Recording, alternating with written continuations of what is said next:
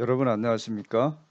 이번 시간에는 어떤 동양 철학에서 그 유학 사상을 기반으로 하는 어떤 인생관, 어, 왜 2000년 동안 동아시아의 지성인들이 이 논어와 맹자를 어떤 필독서로 여기고 가장 읽어야 할 중요한 책으로 여겼는지, 그러한 어떤 가치관이 인생에 어떻게 적용되는지, 이러한 내용들을 살펴보도록 하겠습니다.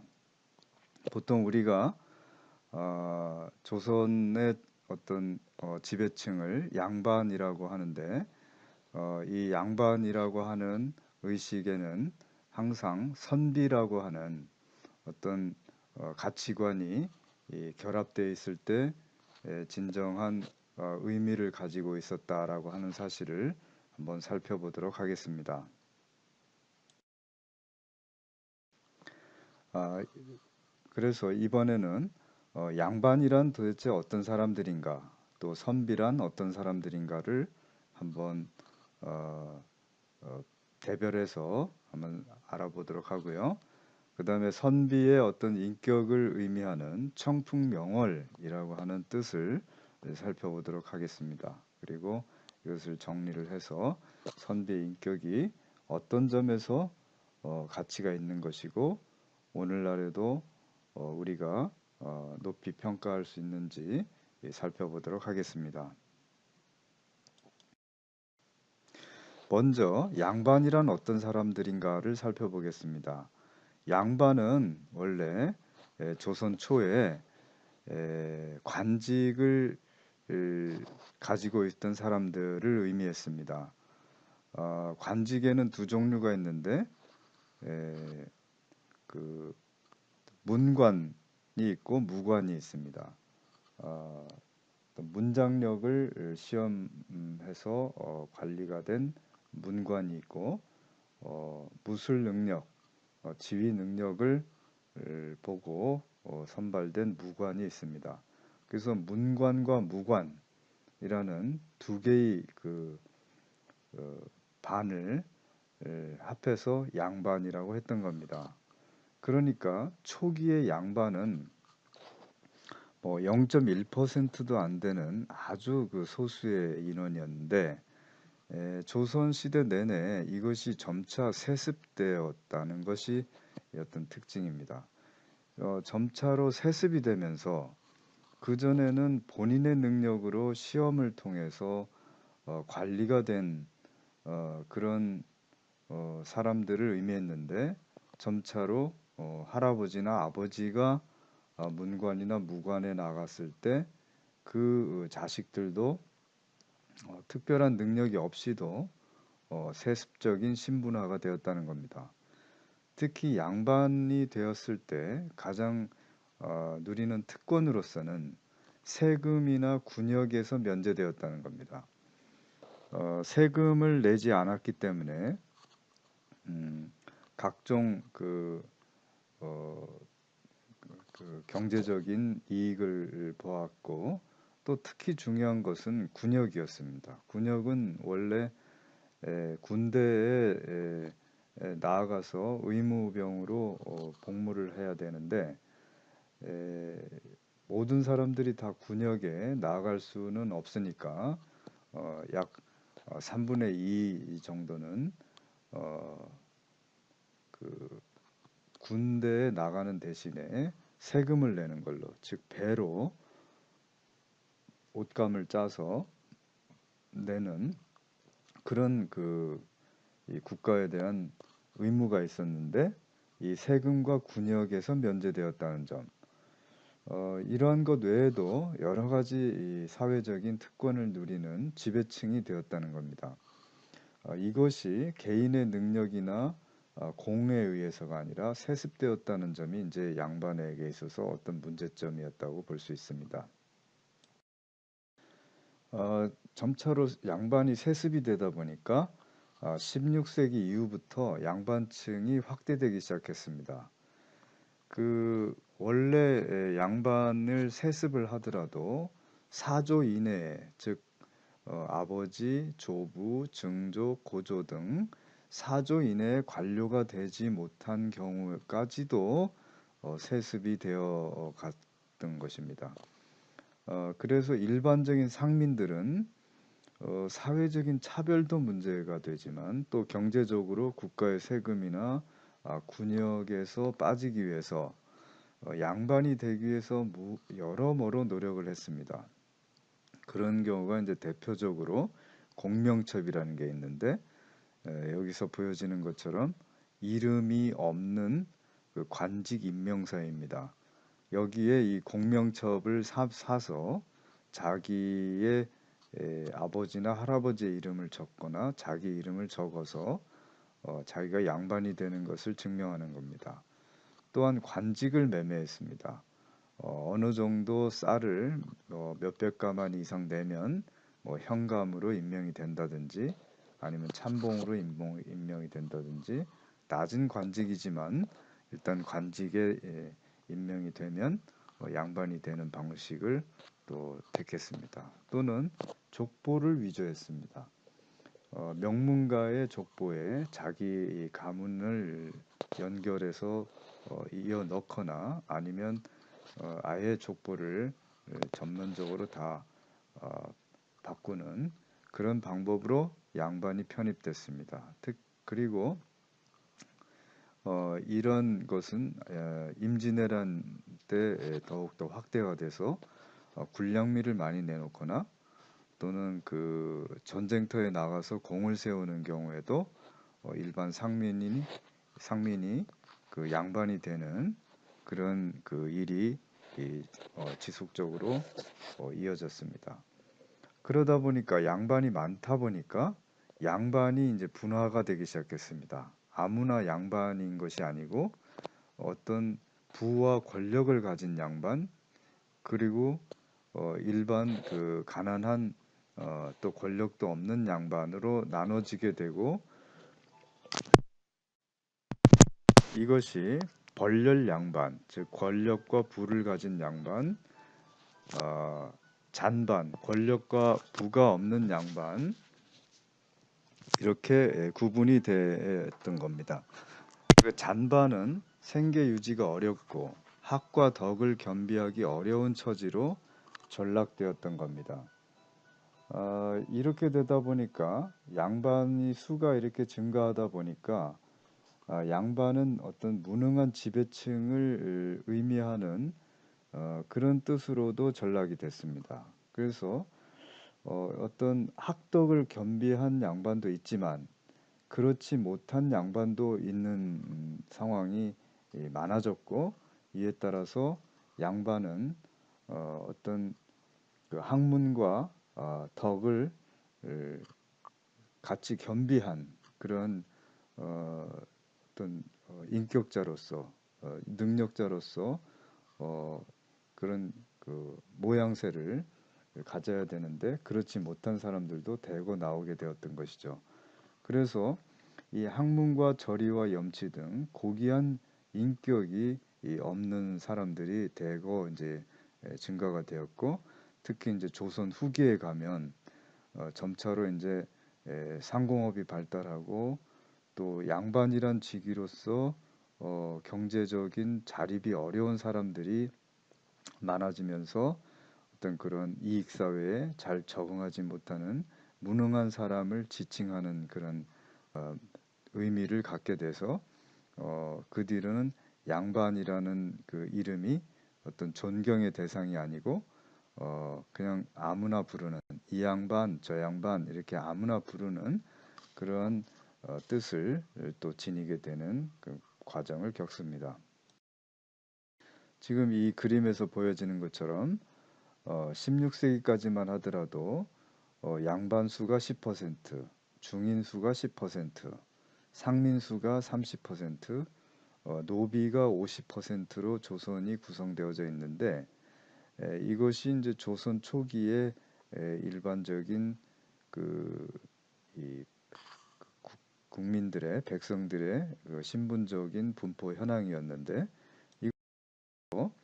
이것이 점차로 보시면 15세기에서 16세기에 이제 10% 정도의 양반수가 17세기에는 20%로 증가하고 18세기에는 40%로 증가하고 19세기에는 70% 이상으로 거의 100년마다 2배로 이렇게 양반수가 증가하는 것을 볼 수 있습니다. 물론 지금은 20세기 이후에는 다 100% 양반이 되어 있는 상황이 됐습니다. 이런 점 때문에 그 양반은 원래 이 학덕을 겸비하고 따라서 언제든지 벼슬길에 나아갈 수 있는 공직사회에 나아갈 수 있는 그런 자격을 갖춘 사람이었는데 이것이 이제 17세기 이후에는 그럴 수 없는 상황이 되니까 이제 양반 내에서도 양반이란 뭐냐에 대해서 어떤 그 고민이 되었던 것이고 조선 후기에 양반전을 쓴 박지원이란 분이 이 양반전이라는 소설 속에 그 양반이란 사대부가 돼야 된다라고 하는 것을 다시 그 썼습니다. 이 사대부라고 하는 것은 사는 글을 읽는 사람이고 대부는 벼슬을 의미합니다. 그러니까 글을 읽는 사람이어야 되고 벼슬을 언제든지 할 수 있는 사람이 바로 사대부고 이런 사람들이 양반이라고 하는 것이 의미를 갖고 있습니다. 거기에다가 덕을 가지고 있어야 한다는 즉 군자가 되어야 한다는 것이 양반의 기본적인 어떤 자격 조건이라고 할까요? 그런 의미를 갖고 있습니다. 따라서 글을 읽는 사람, 벼슬을 하는 사람, 혹은 언제든지 벼슬길에 나아갈 수 있는 사람, 그리고 예의와 염치를 지닌 덕을 가지고 있는 사람이라고 하는 그런 의미를 지니고 있는 것입니다. 그러면 사대부와 또 사림이라고 하는 것이 무엇인지 살펴보도록 하겠습니다. 양반의 진면목은 사실은 관직이 아니라 학덕을 겸비한 선비라는 데에 있다라고 하는 것을 강조하는 것입니다. 이 양반들은 학문으로서 성리학, 예학, 춘추의리학을 평소에 하면서 일상생활에서는 자신을 절제하고 예의와 염치를 지닌 인격을 갖는 그런 생활을 하는 사람들입니다. 그래서 성리학을 기반으로 인간성에 대한 신뢰를 가지고 예학을 기반으로 인간성을 어떻게 실현시키는지에 대한 어떤 규모를 갖게 되고 또 춘추리학을 통해서 국제사회 속에서 조선이란 나라가 어떻게 해야 되는지를 그거를 잘 국정의 방향을 잘 아는 그런 사람으로 성장해야 했다 한다는 그런 어떤 의무감을 가지고 있었습니다. 이런 사람들이 국가나 지역사회 지도자가 되고 모범이 되는 사람으로서 다른 사람들을 지도해가는 이러한 지도자가 되어야 한다는 그런 생각을 가지고 있었던 것입니다.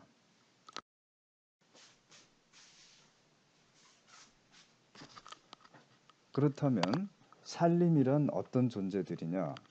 이 살림은 또 사대부와 또 구별되는 그런 뜻이 있는데요. 그 병자호란 이후에 임진왜란 이 1592년에 일어나고 병자호란이 1636년에 일어나서 크게 조선 사회가 조선 전기에서 후기로 급변하는 그러한 양상을 보여줬는데요. 이 병자호란 이후에 많은 선비들이 이 더럽혀진 나라에서 관료로 생활하는 것은 부끄러운 일이다 이렇게 생각을 하고 세상에 나아가기보다는 자기의 고향으로 내려가서 그 학문과 교육에 열중하는 그런 풍조가 일어났습니다. 그래서 관직에 나아가기보다는 학덕을 겸비한 그런 인생을 살아가는 그러한 인생관을 더 중시하게 되고 그렇게 병자호란 이후에 학덕을 겸비한 선비가 되는 것, 즉 관직에 나가서 이 경세에 참여하기보다는 학문과 교육에 더 치중하는 그런 선비를 더 높이는 그런 풍조가 일어났습니다.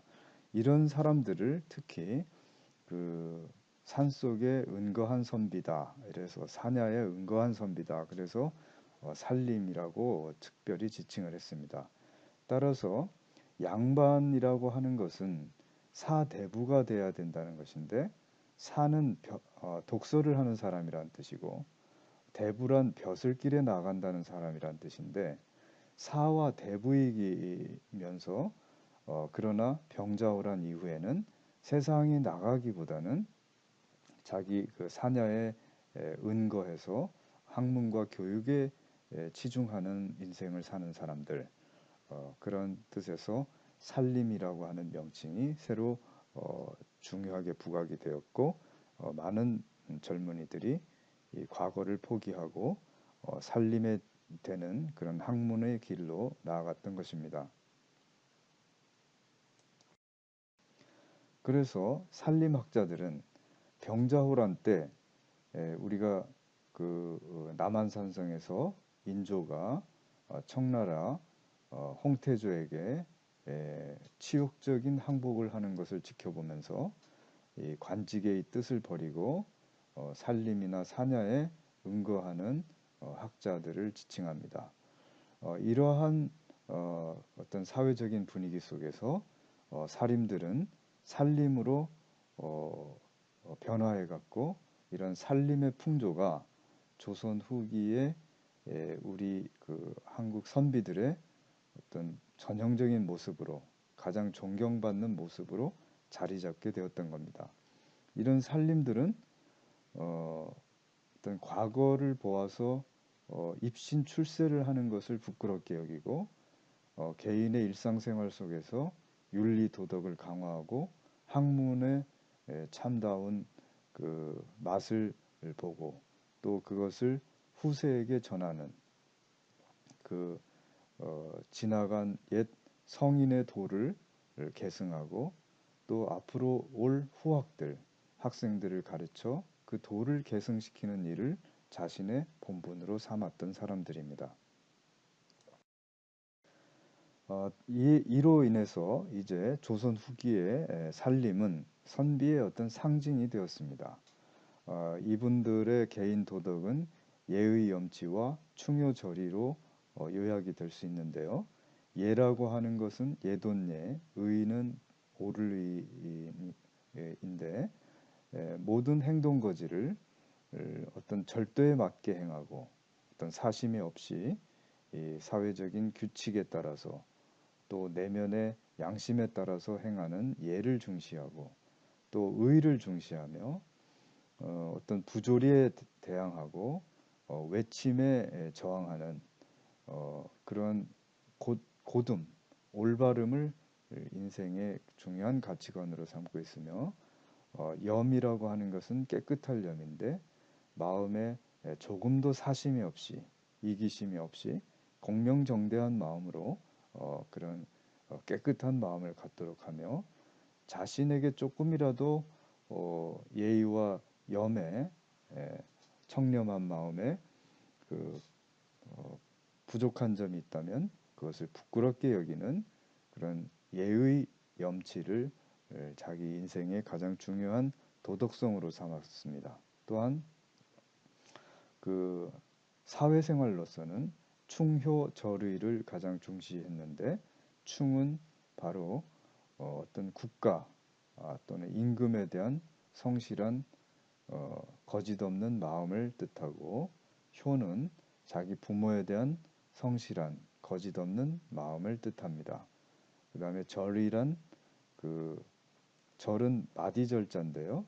어떤 절도에 맞게 의를 행하는 그래서 어떤 부당한 그 시절을 만나서 부조리하거나 불의한 국가 권력이나 왕의 전행 어떤 지배층의 타락에 맞서다가 어떤 그 곤혹을 당했을 때도 그것을 꺾지 않는 추상 같은 어떤 의로움을 보이는 것을 절이라고 하는데, 이런 것을 개인의 중요한 덕목으로 생각했던 그런 사람들이 바로 살림들입니다. 그래서 이 사람들은 어떤 외부의 입신 출세보다는 자신의 내면의 인격을 중시하고, 또 세상의 그 부와 명예로 이름이 난 가문이 되기보다는 바로 예의 염치와 충효절의로 이름나는 가문이 되기를 더욱더 추구했던 사람들입니다. 이런 분들은 또 현실의식 혹은 역사의식으로는 춘추대의라고 집약할 수 있습니다. 춘추대의란 춘추라고 하는 공자가 지은 책에 담겨진 큰 뜻이라는 의미인데, 춘추에 담겨진 큰 뜻, 그것을 역사의식으로 기본적으로 삼았다는 겁니다.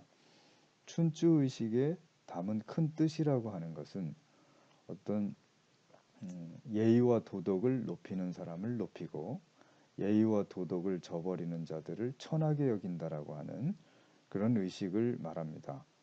이러한 춘추대의가 바로 충효절의의 기본적인 개인 도덕이 되는 것을 의미하는 거죠. 이런 춘추의식은 개인과 가문뿐만 아니라 국가도 그렇게 운영이 되어야 한다는 그러한 국가 수호의 중심 세력으로서, 국가 수호의 중심 가치, 중심 이념으로 형성되었던 겁니다. 따라서 살림이라고 하는 사람들은 개인 도덕으로서 예의 염치를 중시하고 충효절의를 추구하며 자신의 인격과 자기가 살고 있는 가문, 그리고 자기가 살고 있는 이 국가를 바로 바른 국가, 인간을 존중하는 국가, 문명을 지향하는 국가로서 책임진다는 그런 의식이 강력했던 사람들입니다. 이분들은 중앙정부에 나아가서 관직에 있기보다는 자신이 살고 있는 향촌사회에서 역할을 강화하는 그런 노력을 더욱 중요시 여겼습니다. 이러한 살인들은 교화와 구유를 중시했는데, 교화라고 하는 것은 가르쳐서 변화시킨다는 뜻이고, 구율이라고 하는 것은 어떤 기아나 전염병이 돌았을 때 민생들을 구하고 보살핀다라고 하는 그런 사회 봉사활동인데요. 이런 측면을 중시했습니다. 그래서 이런 분들이 지역사회에서 사회사업을 주도하고 사회 안정을 추구했습니다. 또한 향촌의 자치를 중시하고 향촌의 자치를 운영하는 방법으로서 사창, 유향소, 향약 등을 실시했습니다. 사창이란 일정한 그 곡식을 모아서 어려움에 처한 사람들에게 곡식을 빌려주는 그런 사업이었고요. 유향소는 어떤 지역의 어떤 양반들이 모여서 지역사회 현안을 논의하고 지역사회 도덕을 유지하는 그런 것을 중요한 일로 삼았던 어떤 모임체를 운영하기도 했고요. 또 향약을 실시해서 그 지역 사람들이 다 같이 어떤 서로 구휼하고 좀 더 도덕적으로 윤리적으로 살아갈 수 있도록 어떤 결속체를 만들기도 했습니다. 또한 임진왜란 병자호란 이후에는 지역에 학교를 만들어서 선현을 봉사하고 인재를 양성하는 그런 서원을 창건하고 유지하고 운영하는 일에 매진했습니다. 또한 개인적으로는 서당을 열어서 서민 자제를 교육하는 일을 하거나, 또 사창이나 대동계를 조직해서 일반 백성들과 더불어 살면서 풍속을 순화하는 이풍역속, 풍속을 바꾸는 그런 노력을 기울였습니다. 따라서 향촌 문화가 어떤 보다 더 인륜 도덕에 그 의해서 사람들이 살아가는 세상으로 만들려고 그런 노력을 집중했던 것입니다. 그러면 이분들의 인격을 어떻게 우리가 이해해야 될 건가 하는 것을 알아보도록 하겠습니다. 선비의 인격은 청풍명월이다라고 이렇게 요약할 수가 있겠습니다. 청풍과 명월, 맑은 바람과 밝은 달이라고 표현을 하는데 이런 의미가 어떤 의미인지 살펴보도록 하겠습니다. 청풍명월은 말 그대로 맑은 바람, 밝은 달이라고 하는 뜻으로 맑고 시원한 자연을 뜻합니다. 선조 때 선비 송순이란 분의 시조에도 보면 10년을 경영하여 초려 그 초가집 한 칸 지어내니 반칸은 청풍이요 반칸은 명월이라. 집이 아주 작은데 그나마도 반칸은 바람이 머무르는 곳이고 또 한 칸은 밝은 달이 차지하고 있으니 본인이 사는 그 방이야 정말 초라하다는 뜻이겠죠. 강산은 들일 데 없으니 이제 바람과 달을 들였는데 강과 산은 들일 데가 없으니 자기 집 주위에 둘러두고 버리라 이렇게 쓴 시인데요. 이처럼 청풍명월이라고 하는 뜻은 맑고 시원한 자연, 자연의 어떤 멋진 풍광을 의미합니다. 그러나 선비의 인격으로 그 사람들은 인식하고 있었습니다. 밝고 시원한 자연이듯이 밝고 시원한 인간의 성품, 즉 다시 말하면 군자가 지니는 성품을 뜻합니다. 청은 맑고 깨끗하다라는 의미고 풍은 바람인데 이것은 바람이 불면 갈대나 풀들이 그 바람이 부는 방향으로 이렇게 쓸리듯이 일반 백성들이나 가족들의 그런 어떤 도덕적인 품성을 일으키는 그쪽으로 유도하는 그런 군자의 덕을 의미한다고 생각했습니다. 명은 아주 박달한 뜻이고죠. 또 월은 높이 솟아 만물을 비추는 그런 형상을 하고 있는데 이것이 바로 군자의 인품이다 이렇게 생각을 했던 겁니다. 그래서 청풍명월인 선비의 인격인데 아주 맑은 바람 세상의 하늘 위에 높이 솟아 만물을 비추는 그런 달처럼 세상사에 섞이지 않고 세상에 아부하지 않으며 어짐과 발음을 지키는 그런 인격을 상징하는 말이 되었습니다. 특히 이 청풍명월을 상징하는 인물이 바로 백이숙제라는 분들입니다. 백이숙제는 이 은나라가 망하고 주나라가 설 때 은나라의 그 왕족들이었는데 주나라에서 건국한 뒤에 은나라의 유민들을 달래기 위해서 이 백이와 숙제라고 하는 이 왕족들을 고위 관직에 기용하고 많은 그 녹을 준다고 했으나 이 둘은 그것을 거절하고 수양산에 들어가서 고사리만 캐먹다가 굶어 죽었다라고 하는 그런 분들인데요. 이 두 사람의 행위는 그 당시 지식인들에게 큰 어떤 충격적인 거였습니다. 사람들이 어떤 부귀와 어떤 영화를 얻는 거라면 어떤 것도 뭐 할 수 있다. 그런 부귀와 영화를 누리며 사는 것이 그 유능한 사람이고 훌륭한 삶이다. 이렇게 생각을 했는데 이 백이와 숙제는 그것을 거부하고 그러한 행위를 통해서 이 세상이 지금 잘못됐다, 부조리하다, 불의하다라고 하는 것을 온몸으로 증명하고 또 삶을 통해서 항거했기 때문에 그 당시에 어떤 지성인들에게 어떤 충격적인 그런 삶의 형태를 보여주었고 그 뒤에도 2000년 이상 동아시아의 어떤 지성인들에게 어떤 선비의 전형적인 모습으로 인식되었던 분들입니다. 조선에도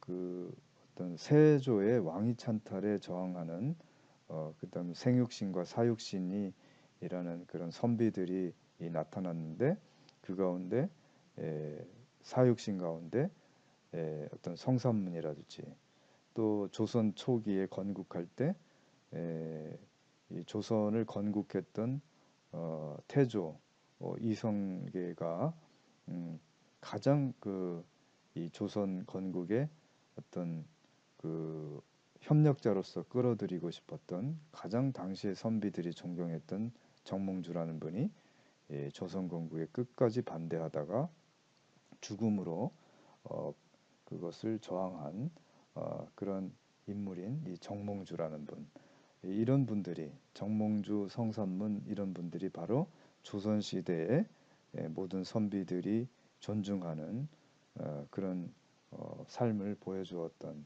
그 전형이라고 볼 수 있겠습니다.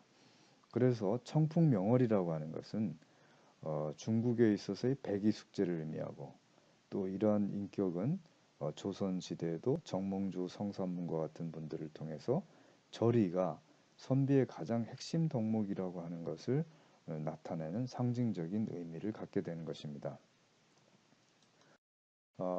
그리고 광풍제월이란 말을 또 선비들이 즐겨 썼는데 광풍과 제월이란 말이 합쳐진 말입니다.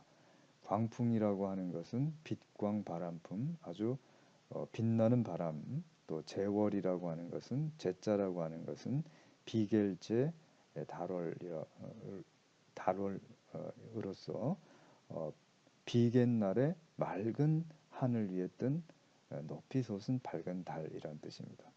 그래서 비갠 뒤에 밝고 맑은 바람과 달이란 뜻으로 단순히 어떤 자연의 깨끗함을 말하는 것을 넘어서 마음이 시원하고 깨끗한 상쾌한 사람을 뜻하고 도량이 넓고 시원한 사람, 천성이 맑은 선비의 마음을 뜻합니다.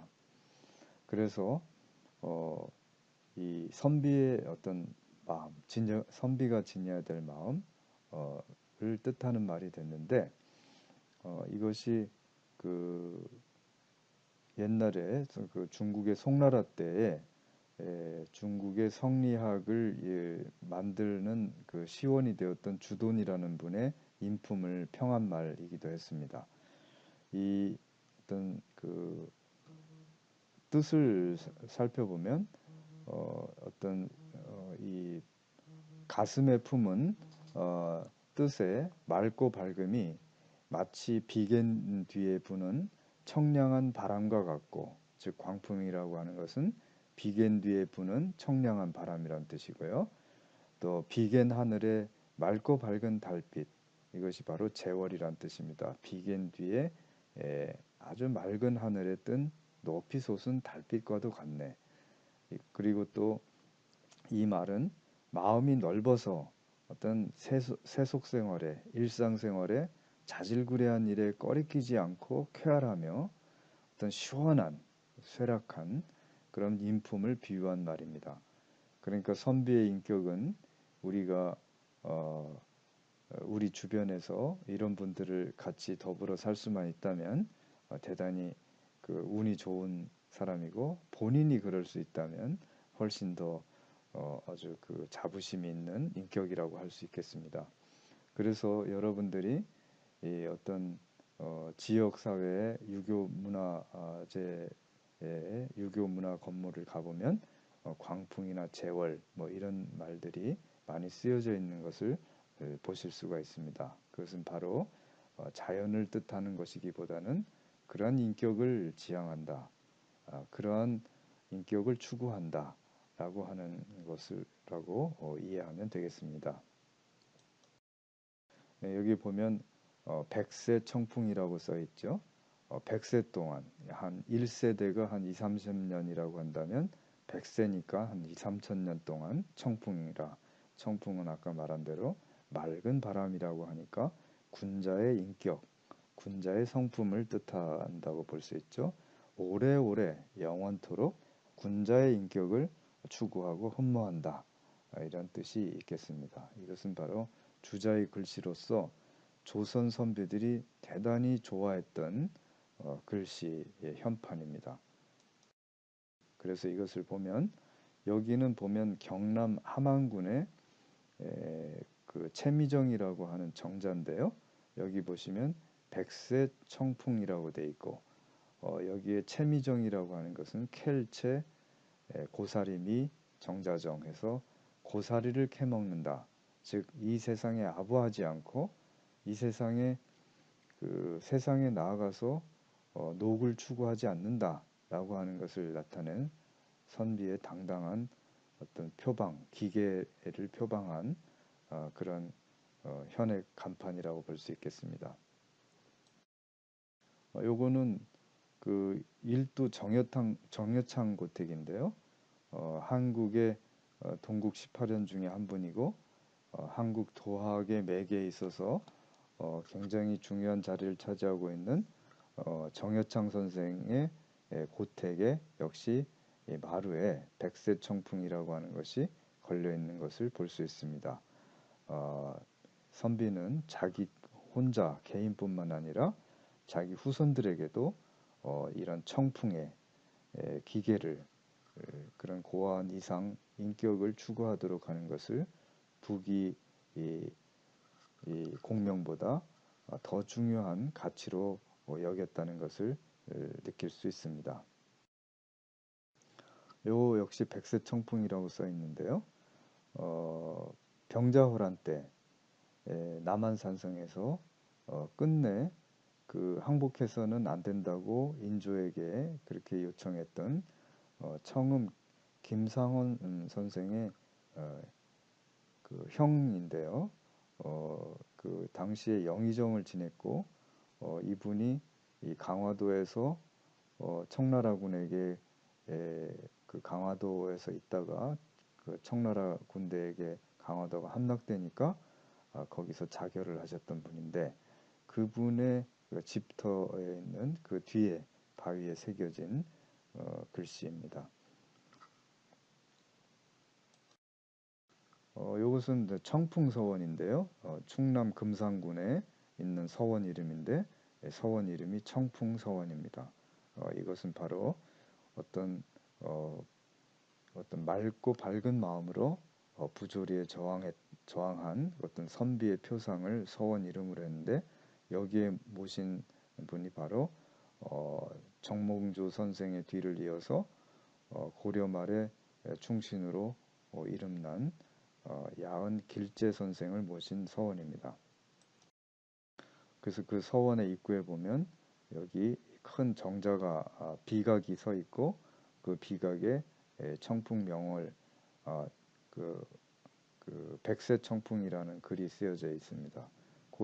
이쪽 편에 왼편으로 지주중류라고 하는 것은 황하강에 그 한 가운데 큰 높이 솟은 돌기둥이 하나 있는데 아무리 세월이 지나도 그 도도한 황하에 씻겨서 굴복하지 않고 우뚝 솟아있는 그런 어떤 돌기둥이다. 그래서 어떤 이것도 선비의 절개와 기계를 나타내는 그런 뜻으로 쓰인 말입니다.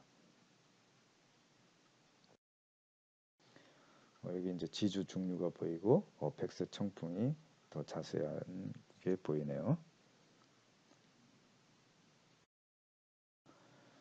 자, 이제 이러한 선비의 어떤 인격, 선비가 추구한 어떤 가치관이 앞으로 어떤 가치가 있느냐, 우리가 어떤 의미를 가지고 받아들일 수 있느냐 하는 것을 생각해 보도록 하겠습니다. 사람은 모두 행복하고 싶습니다. 그러자면 모두 평화롭고 존중받아야 되겠죠. 그리고 자기의 내면을 잘 실현할 수 있는 그런 사회가 되어야 될 것 같습니다. 이러한 것에 부합하면 사람들이 좋아할 것이고 부합하지 않으면 싫어하게 되겠죠. 따라서 이 사회를 운영하는 가장 기본은 바로 사람입니다. 앞으로 인간이 중심이 되고 사람이 중심이 되어야 되는 것은 옳은 사회이고 종교나 신, 돈, 국가, 이념이 중심이 된 사회는 인간들이 오히려 질곡에 빠질 수 있기 쉬운 그런 가치를 지닌 사회라고 볼 수 있습니다. 종교나 어떤 이념이 어떤 인간의 삶을 보다 좋은 삶으로 이끌어가는 그런 좋은 그 역할도 합니다마는 때로는 종교나 이념이 오히려 사람을 구분하고 차별하며 또 함부로 여기고 학살하는 그런 일을 너무나 많이 보여져 왔습니다. 따라서 인간이 중심이라고 하는 것을 놓치는 순간 바로 그 우리가 원치 않는 지옥과 같은 세상이 연출되는 것입니다. 어떤 돈을 지향하는 사회, 돈을 추구하는 사회, 또는 자기가 살고 있는 국가가 가장 위대한 국가고 자기의 국가가 모든 세계의 그런 어떤 지도를 해야 되는, 지배를 해야 되는 그런 의식에 빠진 어떤 그런 국수주의에 빠진 어떤 자본주의나 어떤 국수주의적 민족주의나 애국심 이런 것도 문제지만 바로 종교나 이념 또한 인간을 중심에 두어야 한다는 것을 중시해야지 그것을 놓치는 순간 오히려 인간에게 해가 되는 해악을 끼치는 그런 존재로 전락해 버리는 것이죠. 바로 선비가 추구하는 그런 가치는 바로 인간이라고 하는 것에 중심이 있는 것입니다. 인간을 존중해야 이것이 가장 중요한 핵심 가치가 되어야 어질고 바른 삶이 가능한 세상이 되고 그런 세상을 만드는 이유는 바로 인간을 존중하는 세상이 되어야 한다는 것입니다. 또한 인간을 존중한다는 의미는 가장 무엇보다도 생명을 존중해야 한다는 것이죠. 생기차고 즐거운 삶이 가능한 세상, 모든 사람들이 자기의 내면을 실현할 수 있도록 누구도 억압하거나 착취하지 않는 생명을 어떤 돈이나 이념이나 종교의 어떤 수단으로 삼아서는 안 되는 생명 그 자체를 목적으로 삼는 그런 세상이 되어야 되겠죠. 생명이 존중되는 사회, 그것이 곧 인간을 존중하는 사회고 인간을 존중하는 사회란 바로 생명을 존중하는 사회라고 볼 수 있습니다. 그런 점에서 이런 한국 문화의 핵심이 굉장히 주목되는 것입니다. 한국 문화의 핵심을 저는 두 가지로 요약할 수 있다고 보는데 하나는 홍익인간이고 하나는 인내천 사상입니다. 홍익인간이라는 것은 넓을 홍, 도움을 줄 익, 인간을 널리 도움을 준다라고 하는 뜻이고 인내천이란 사람인 곧 내, 이에 내, 하늘천, 사람이 곧 하늘이다라고 하는 어마어마한 그 인간 존중의 정신을 한국 문화에는 일찍부터 가지고 있었던 것입니다.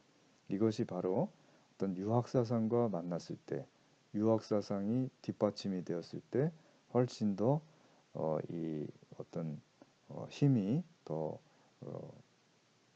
확산될 수 있는 그런 상황을 역사를 이루어왔던 것입니다. 그래서 이러한 측면에서 봤을 때 한국 성리학의 특징은 바로 퇴계 이황이나 율곡 이이 선생이 가르침대로 그 가르침을 요약하자면 우주 자연의 본질은 어짐이라는 것, 즉 자애로운 사랑으로 가득 차 있다는 것, 천리는 즉 우주의 이치는 인간의 마음 안에 있다, 인심 안에 있다라는 것, 즉 천리와 인심은 하나라는 것을 증명하려고 했던 것이고 따라서 인간은 천지와 하늘과 땅과 하나라는 천지인 사상을 정립하게 되는 것입니다.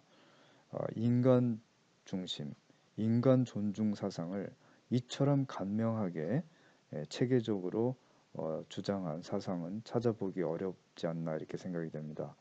우주 자연에는 그 본질은 그 어짐이라는 것, 즉 생명을 사랑하고 존중한다라고 하는 자애로운 마음이라는 것, 그러한 우주 자연의 이치가 곧바로 인간의 마음, 인심 안에 있다는 것.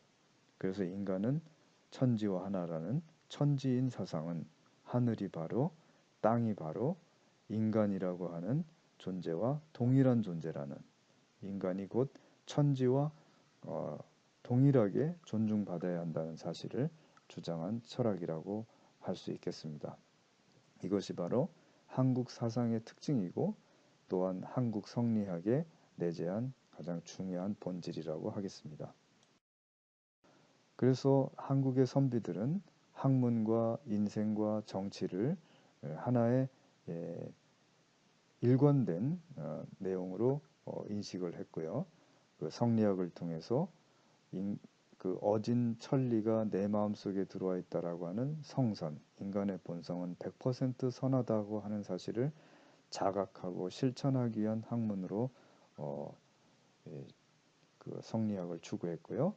또는 사양지심, 약자에 대해서 강자가 양보하고 배려하는 그러한 사회 질서를 이루어야 한다는 예학정신, 그리고 존왕천패, 어짐을 시행하는 왕도를 높이고 힘을 숭상하는 패도를 천시한다라는 존왕천패의 정치를 실현하기 위해서 춘추의리를 강조했고, 그것이 바로 국제 질서를에도 우리가 적용해서 조선을 운영해야 한다는 그런 가치관으로 자리 잡게 되었던 것입니다. 그래서 예학정신은 인간의 도리를 다한다라는 것으로서 사양지심을 실현한다라고 하는 그런 뜻이 있는데, 어진 인정의 정치 문화를 제도화하고 친애와 화목한 가정, 즉 서로 부모에게 효도하고 형제간에 우애 있고 일가 친척끼리 화목한 그런 가족을 이루기 위한 어떤 예법을 중시했던 겁니다. 그럼으로써 겸해와 상호 존중하는 그런 지역사회를 일구어서 가정과 사회를 안정하게 만드는 그러한 가치를 지향했고, 그것을 학문화한 것이 바로 예학입니다. 따라서 예학이라고 하는 것은 어떤 인간의 도리를 다하기 위해서 자기 자신뿐만 아니라 가족과 지역 사회를 사양지심으로 운영되는 그런 사회로 만들기 위한 학문에 매진을 했던 겁니다. 참고로 공자는 예를 통해서 어짐을 그 실현시키는 방법으로 생각했는데요. 그 예라고 하는 것을 두 가지로 구분해 볼 수 있는데, 하나는 가정 내에서 행하는 예절, 예, 그 다음에 지역사회나 국가사회에서 행하는 예로 이렇게 구분을 했는데요. 가족 내에서 부모와 자식 간에는 친친의 예를 사용해야 한다. 그것은 상대방이 잘하나 못하나를 가지고 구분하는 것이 아니라 그저 부모이기 때문에, 그저 자녀이기 때문에 어질게 대한다라고 하는 의식이 바로 친친 사상이고요. 존현이라고 하는 것은 높일존 어질현, 어진 사람을 높인다라고 하는 의식인데요. 어진 이를 높여서 존경하는 것이 사회생활에 또는 국가 간의 관계에 있어서 중요하다는 것을 의미합니다. 그저 친하게 지내서는 되는 것이 아니라 옳고 그름을 따져서 옳게 행하는 사람을 높이고 그르게 행하는 사람을 낮추고 저항하는 그런 의식이 바로 존현사상인데요.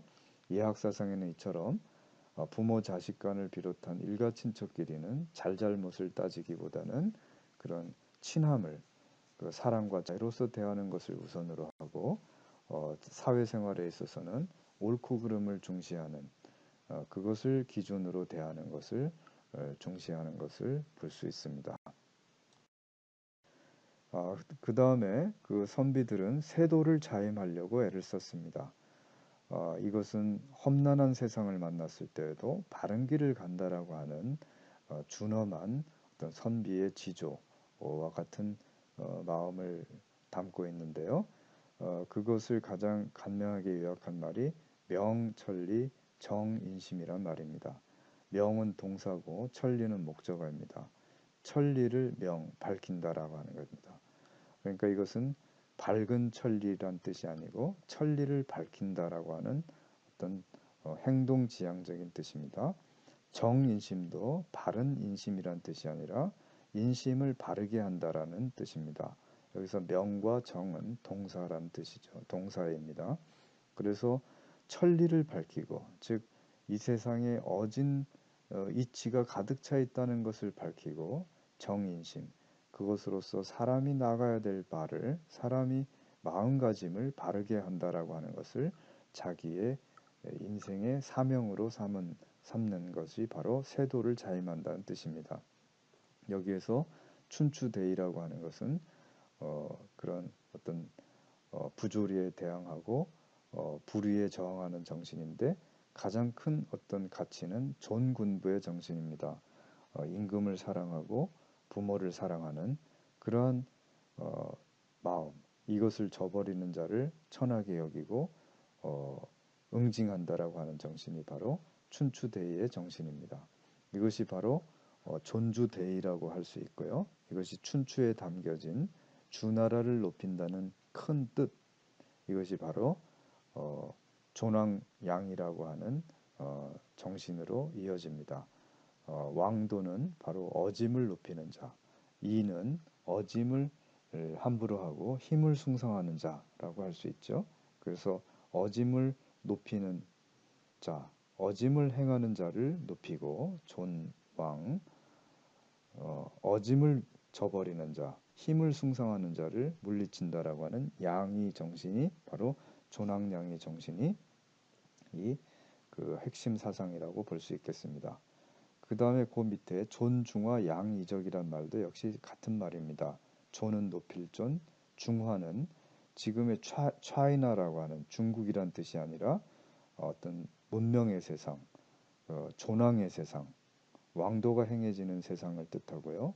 양이적이라고 할 때 이적은 어떤 북쪽 오랑캐나 동쪽 오랑캐를 뜻하는 것이 아니라 어떤 패도를 추구하는, 인의를 저버리는 집단을 의미합니다. 그래서 중화, 문명을, 인의의 문명을 높이고 인의를 저버리는 자들을 양, 물리치는 것을 어떤 세도로 정한다, 어떤 가치관으로 정한다, 어떤 그 불변의 원칙으로 정한다, 그것을 추구한다라고 하는 것이 선비들의 정신입니다. 바로 병자호란 이후에는 이 의식이 존명배청의 정신으로 나왔던 것입니다. 여기서 명은 명나라라는 뜻이고 청은 청나라라는 뜻입니다. 중국의 우리 그 임진왜란 때 도와줬던 명나라를 높이고 우리에게 아무 그 의미 없이 그 침략해서 조선을 항복시킨 청나라를 배척한다라는 것이 조선 후기의 선비들의 그 기본적인 마음가짐이었던 것입니다. 따라서 우리가 그동안 쭉 살펴본 바와 같이 선비의 인격이란 바로 논어와 맹자를 읽으면서 또는 성리학과 예학을 하면서 그것이 일관되게 흐르고 있는 어떤 기조에 흐르는 어떤 가치관을 담고 있는 말이라고 이해하면 되겠습니다. 선비의 인격은 예의와 염치를 지닌 사람들입니다. 자기가 하고 싶은 대로 멋대로 하는 것이 아니라 예에 따라서 행하고 또 의에 따라서 언행을 행하고 옳고 그름을 따져서 행한다는 거죠. 그 다음에 자기의 마음에 조금도 부끄러움이나 더러움이 없이 청풍명월과 같은 깨끗한 청렴한 마음을 가지고, 그리고 조금이라도 잘못한 점이 있을 때는 부끄러워하는 염치의 마음을 갖는 사람들을 뜻하고요. 이런 분들은 지조를 가지고 있어서 뜻을 꼿꼿하게 견지하는 그런 뜻을 가지고 있어서 원칙과 신념을 끝까지 지키고 굽히지 않는 꿋꿋한 의지나 기계를 가지는 그런 뜻입니다. 그래서 조선 선비들은 소나무를 항상 좋아했는데 그것은 항상 사시사철 추나추동 늘 푸른 그런 모습을 보여주기 때문에 지조를 상징한다고 생각했기 때문입니다. 그 다음에 자기 일심뿐만 아니라 가정뿐만 아니라 세상의 현상, 세상의 부조리를 반대하고 바른 세상, 어질고 바른 세상을 추구한다는 뜻에서 세도를 책임지려고 했고, 그런 점에서 존군자, 군자를 높이고 천소인, 소인을 천하게 여긴다라고 하는 가치를 추구했고요. 존왕천패, 어짐을 행하는 왕도를 높이고 힘을 추구하는 태도를 천하게 여긴다라고 하는 그런 세도의 책임을 지니고 있었다는 것을 인식할 필요가 있습니다. 이런 선비의 인격은 오늘날에도 세상이 어떻게 바뀌든지 간에 정말 참다운 인격으로서 이 세상의 어디에도 어떤 자랑스러운 그런 사람의 높은 훌륭한 인격이라고 볼 수 있겠습니다.